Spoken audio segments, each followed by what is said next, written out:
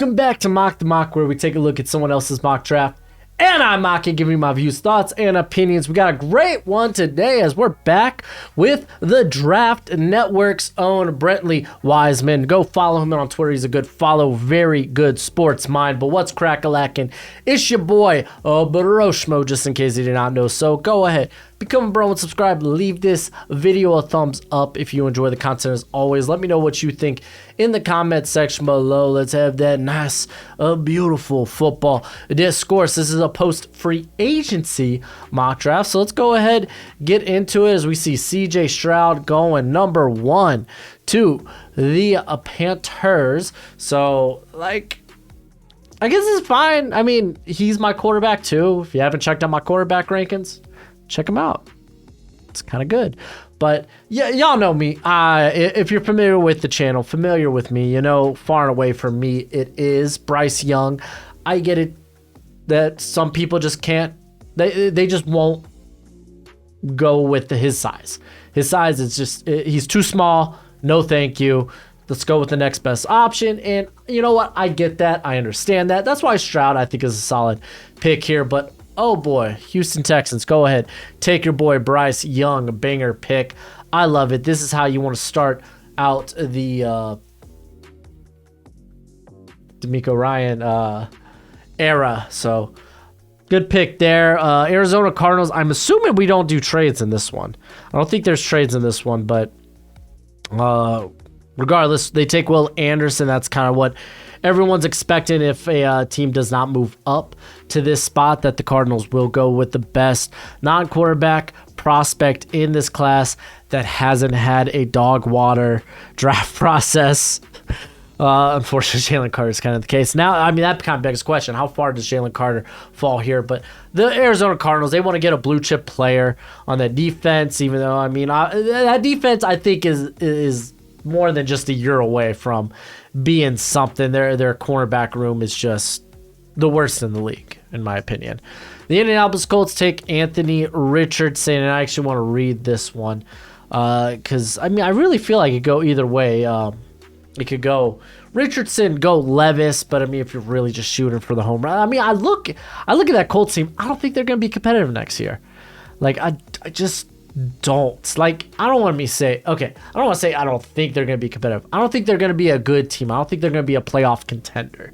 So I think Anthony Richardson would make a bit more sense, but let's see Weissman's reasoning here. Look, Anthony Richardson won't be for everyone. Hell, he isn't for me. Okay, to be honest. Okay, not my words. I like Anthony Richardson, but I can see a team falling in love with him. He offers a rare blend of size, athleticism, arm strength, which could be tempting for Shane Steichen. I can never pronounce his last name. I'm just going to call him Coach Shane and try to mold, which, I mean, a lot of people will be like, well, look what he did with Jalen Hurts, and I feel like that's warranted, so I like that. I really, for me, it could go either way. The Seattle Seahawks, Tyree Wilson, so this kind of starts the Jalen Carter fall. I think teams are going to be a bit more willing to take Tyree Wilson ahead of Jalen Carter because he's close enough to that next tier, but it's after that, it's like, okay, you're a team and you could use a stud on the defensive line, and you're like, you know what, we'll just go elsewhere. It's like, who then? How far is this drop off from like Jalen Carter? Like, I know some people will be like, oh, we're super worried about the character, and I'm gonna be upfront with y'all. I'm not. Yeah, the pro day kind of sucked. Not a good look, but I've seen what he did on the field for the better part of 2 years, and I'd want to get that into my organization, get him into my my system there as a GM or as a coach, and be like, oh no, we'll keep this guy's head straight because we know he's a hell of a ball player. But I feel like Tyree Wilson's really the only guy you can maybe make case for. Myles Murphy, depending on his private pro day. I want to look at those results, but Myles Murphy just doesn't have the production that Wilson has had the last 2 seasons. So, yeah, Seahawks grab him there. The Lions go Christian Gonzalez, which I think you could I will say this. I think you could probably make a case for the corners in this class to maybe usurp Jalen Carter.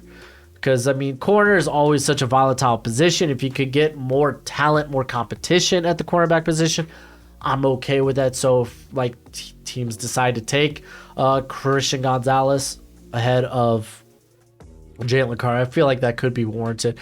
Let's see, because, I mean, the Lions have added a lot to that secondary. I mean, Chauncey Gardner-Johnson, Manuel Mosley, Cameron Sutton. So Christian Gonzalez is one of the cleanest players in this class and profiles as a lockdown corner.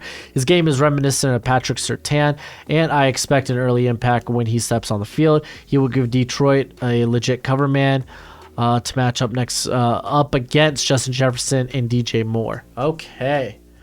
Yeah, so I mean, I'm not against that. I want to see Jalen Carter. Oh, I bet you Raiders take Will Levis. I could see Jalen Carter, though. There it is, Jalen Carter, yeah! All right, so the Willis fall starts now that the Jalen Carter fall has ended. Yeah, man, if you're the maybe not.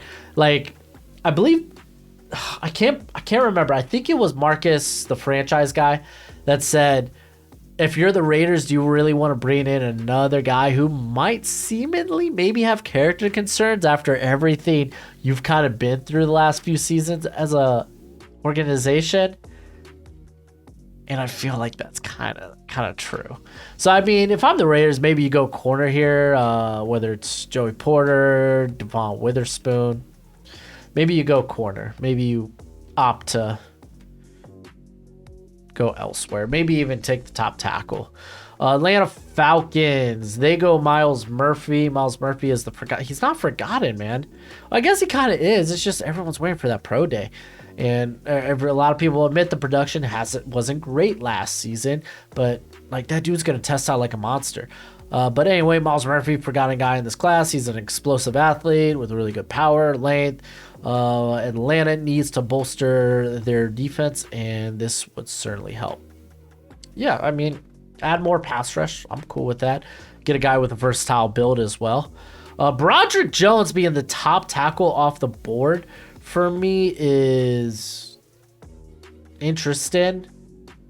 I will say that, but here going to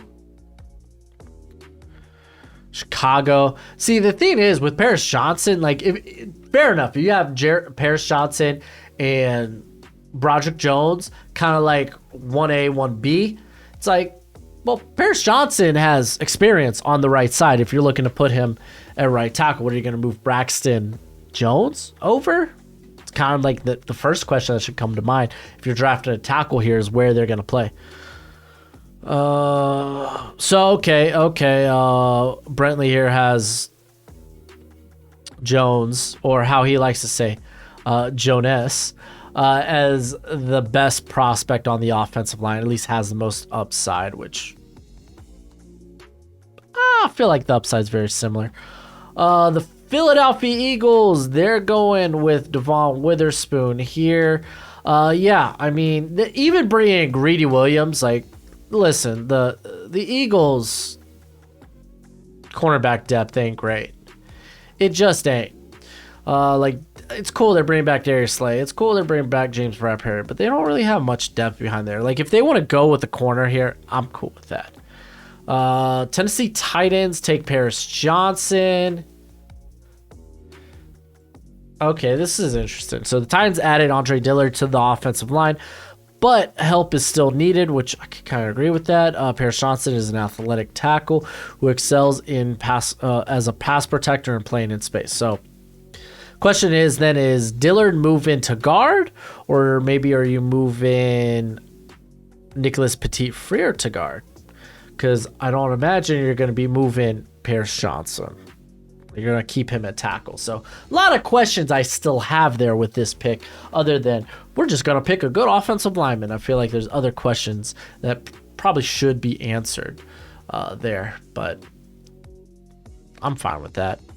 Houston Texans, Jordan Addison. Oh, man, I don't know if Jordan Addison goes this high. Like, I really think Jordan Addison falls out of the top 20. I love the Robert Woods sign-in by the Texans, and I still believe they need a receiver. Jordan Addison is still my wide receiver 1, and he would be a playmaker for Young. All right, just difference in opinion here. I would take Quentin Johnston, but Jordan Addison, man, you just really get worried about his size at the next level, and he needs to test out better. I believe is USC's pro day, not today, but here I need to look on pro day schedules 2023. I think PFF has it. Yeah, here we go.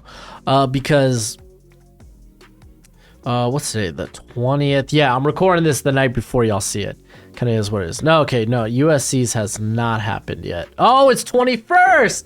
So you're gonna actually know if Jordan Addison tests out much better. Isn't this exciting? Isn't this exciting? Because then I'm gonna get this in the comment section like, oh no, he did test better, in fact. So actually, that is super exciting. Cool beans. So yeah, we'll see if Addison could help his stock, but still I worry about his size, and I worry about him getting bullied, pushed around and such. So yeah, Peter Skoronski, just a banger pick for the Jets. It really is. They have yet to re-sign, I believe, Connor McGovern to center. So I mean, honestly, you could grab Skoronski and play him at center while you figure out what's going on at tackle. Like, he gives you that flexibility, a guy that could probably play all 5 spots. So you kind of love to see it. The New England Patriots take Darnell Wright. This may seem like a reach. I don't think Darnell Wright in the top 20 is a reach. I'm going to be honest with y'all. But the Patriots are desperate for an offensive tackle, and Darnell Wright is a riser who may go higher than people think. He is a large man who has excellent play strength. Yes, agreed. Yeah, actually kind of would fit what they got going on there. I don't know if you're probably not playing him a left tackle. They brought in Riley Reef. So what? I mean, I guess Reef just becomes a reserve. Calvin Anderson's a reserve, so you got Trent Brown there, but you can't really trust him to be healthy. So yeah, it's fine. I'm okay with the pick. Green Bay Packers, Jackson Smith and Njigba. I'm going to be honest, Packer fans, this should be the pick. If I didn't have little to no faith that the Packers will draft a receiver, I would be mocking this a lot more in my mock drafts. It's just it's just hard to believe. But this would be great to add Jackson Smith and Njigba. You got Christian Watson. You got Romeo Doubs. There you have a beautiful receiving core for your potential franchise quarterback. You kind of got to figure that out. So, I mean, if anything, grab more weapons and get a stupid fair evaluation of Jordan Love. So that's why I really like this pick. Are we seeing Joey Porter to the Commanders? No, it's Deonte Banks. Yeah, a lot of Deonte Banks love has been going around. Fast riser, outstanding NFL combine. We knew the dude was a great athlete. Like, for me, the things I'm not in love with about him has nothing to do with him physically.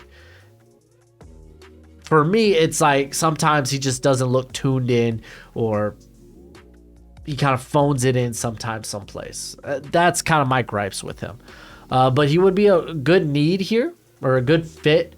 Maybe not even necessarily a good fit. No, he'd be a fine fit. They want to get more physical at corner, and he brings that physicality. But I feel like Joey Porter kind of copies the same thing. It might actually be a better schematic fit for Jack Del Rio. But either or, man, either or. Which means Joey Porter, get used to seeing this a ton. Pittsburgh fans, if Joey Porter's on the board at 17, then people are just going to mock him there. That's just what's going to happen.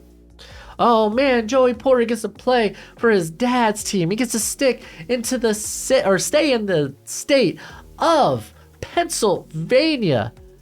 It's just a feel-good story, man. It really is. And doesn't help that their corner position's not good. Detroit Lions taking, I forgot Will Levis was freaking still on the board.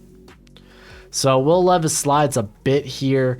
This mock draft, and I won't count out a trade up for him. No, I mean, definitely if Will Levis starts falling, and I say start falling, But I mean, the minute this guy exits the top 10, teams will be trading up for him, like the Buccaneers and such. So, yeah, if that's what happens, teams will move up for him. But adding Will Levis is very interesting with Goff there. You could stick with Goff for the year, and then, all right, Levis, go have at it. I guess it's kind of fine. It's fine. I'd prefer the trade down, I guess. Bijan Robinson, I would have thought Nolan Smith makes a lot more sense with him available here to Tampa Bay. Because, I mean, to be straight up, a running back ain't going to do nothing for him. Their offensive line, it needs a lot more retooling and rewiring. A running back ain't going to do them good. Just like last year. Lenny, he was averaging less than 4 yards a carry. White wasn't much better, but I mean, at least he was more of a playmaker, you know? But yeah, running back, I don't think it's it here for the Buccaneers. Brian Barazi going to the Seattle Seahawks. I feel like it's a bit more of the same of what they added with like Draymond Jones, Jaron Reed. I feel like they're going to maybe move away. They're probably looking for a more meatier guy, and maybe in the second round, that's where they swing on more of these like nose tackle sized guys like Siaki Ika, Mozzie Smith. Though Mozzie Smith's getting some first round love. Watch out for it. But yeah, Miami Dolphins gave up their pick, and I appreciate them reminding me. Dalton Kincaid going to the Chargers. Well, Kellen Moore loves him some tight end, so that's fine. Makes sense. Dalton Kincaid. When's Utah's pro day? Holler real quick. All right, so it's later this week. It's March 23rd. All right, so fun fact. We'll see how he tests out. I'm kind of curious how good of an athlete. We know he's already got great ball skills, good route runner, basically a jumbo receiver who still kind of built in as a blocker. So a lot of people are really putting him as tight end 1 now. I'm waiting. I just want to see the pro day because, like, for me, Michael Mayer, man, it's hard to put a guy in front of him. It really is. Chargers do that here. Wow. I mean, I guess it's fine. They don't really have tight end on the roster outside of like Joe Everett, but I mean, he's more of a journeyman at this point. Baltimore Ravens, Lucas Van Ness. Wow, forgot he was on the board too. Where a lot of guys here are falling. Well, we haven't seen Brian Branch. We haven't seen we haven't seen Brian Branch. We haven't seen Quentin Johnston yet. So I'm kind of curious where those two guys will go. But I mean, Baltimore get a nice versatile piece along this defensive line. Probably be one of the most Baltimore things they've ever done. It's like, oh no, Lamar's fine. He's got weapons. I mean, if they're going to address defense, you would hope it'd be corner. But I mean, you got Lucas Van Ness, who's probably the higher guy on the board at this standpoint. So it's fine. Here's Zay Flowers going to the Vikings. They did just lose Adam Thielen to the Pandas. So grabbing another wide receiver out there. Because are you positive KJ Osborne's that guy? Maybe not. If you don't, then yeah, bring another dude. I don't mind that. I like a Brian Branch as a pick here, but it really kind of depends on what is Byron Murphy's role. Is he going to be playing in the slot or is he playing on the outside? That's kind of the big question. The Jacksonville Jaguars, they go Michael Mayer. Wow, Jaguar fans, just ready up, man. Ready up. People are going to start mocking tight end once again to the Jags, and I think it's fine. I think it's warranted. Evan Ingram got the franchise tag, but he's more of a receiving tight end. Michael Mayer comes in, he could be that blocking tight end who can also be a good security blanket for the quarterback. So it's like, open your minds up to this possibility at the very least, Jacksonville Jaguar fans. This must mean Quentin Johnston's going to the Giants. Yeah. So this is like ideal. You would love, if you're the Giants, for like Quentin Johnston to make it here and be like, oh, now we don't have to give away a second rounder to try to pick up D-Hop, which I'm still eagerly waiting to see if he gets moved. It's going to be interesting. But yeah, no, this would be a phenomenal pick. Quentin Johnston, 4th wide receiver off the board here. Number 1 in my heart. Cowboys, they're going with Nolan Smith. That was another guy that was still on the board here. Wow. I'm very interested on the fit. Golly. Because, I mean, you could play him wide. You could, like, straight up, you could almost play him like Micah Parsons. That's kind of what it is. You could basically almost play him like Micah Parsons. Like, the Cowboys are not in a great spot here. I guess some people will be like banging the table for like, oh, let's get Osiris Torrance. But it's like, if they're going to stick with Tyron Smith, like if they're not going to move on from him, that means Tyler Smith will be playing left guard. And then right guard is obviously Zach Martin. They have Terrence Steele out at right tackle. And then Tyler Biadasz. So it's like, okay, maybe not guard, but yeah, it's just not a great position. What they really need is a big space-eating monster in the middle there, and there's just not that guy here at pick 27. Like, you can make the case Mozzie Smith, but I feel like it's kind of a reach at this point. John Michael Schmitz, first interior off the board. So he could come in and immediately, I guess, play guard, or you could just have him replace Mitch Morris. Regardless, I think the Bills should address offensive line in the draft. I think it was the position group that let them down the most. Speaking of offensive line position group that let a team down the most, the Bengals, they're actually going with Brian Branch. Hello. All right, so I guess now you're moving Daxton Hill. He's moving up with Jesse Bates gone. They bring in Nick Scott, who's probably going to be more of the Von Bell role. So what is this now looking ahead to replace Mike Hilton? How old is Mike Hilton?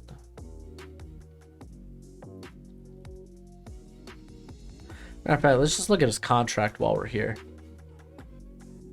Freaking love Mike Hilton, man. One of the most underrated slot guys in the league. So his contract's up actually after 2024. I mean, technically the cap hit's not that bad after the 2023 season. It's not that bad right now. I mean, you could probably, because he turns 30 headed into the 2024 season, so you could cut him after 2023. Saves you like $6.5 million. So if you bring in Brian Branch, so this could be one of those looking ahead type of scenarios where like Daxton Hill was a looking ahead type of move. Didn't really see a lot of play.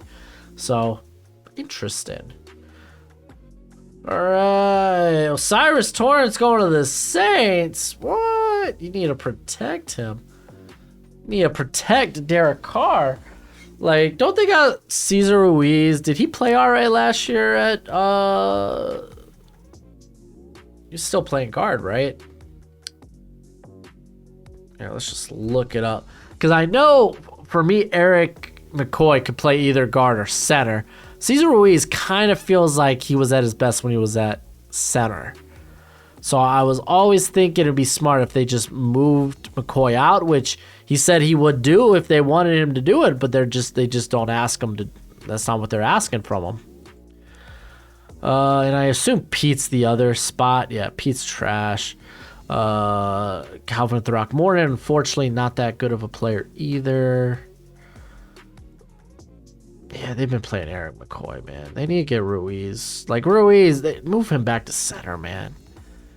Yeah, let's see. He has 91 snaps at center. Let's see what game he played at center. He played 2 games. And both of them had their ups and downs. Honestly, his second game was pretty darn good. Dude, move the cat back to center, man. Move him to center. Put McCoy at guard, and then I guess O'Cyrus Torrence. Oh, yeah, no, you can make this work. Move Eric McCoy to left guard. O'Cyrus Torrence, just keep him at right guard. He's played right guard the last 3 years. And then move Ruiz to center, which is kind of his more natural position. He was at Michigan, so...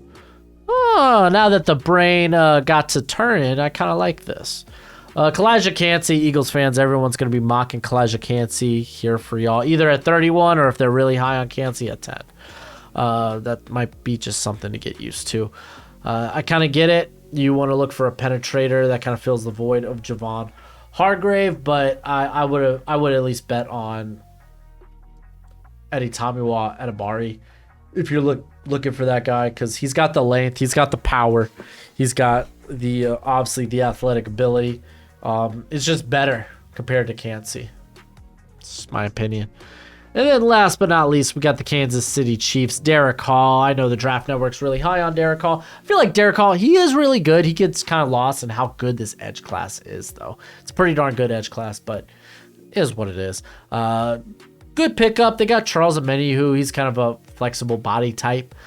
So if they want to kick him inside, they certainly can on like passing downs and bringing in Derek Hall. But yeah, I like it. Good pickup. It's fine. They're higher on him than I am. So it's okay. It's good. But let me know what you think of this mock draft in the comment section below. That's it for the video. Go ahead, do the YouTube thing. And as always, until next time, you be easy, my friends. Later.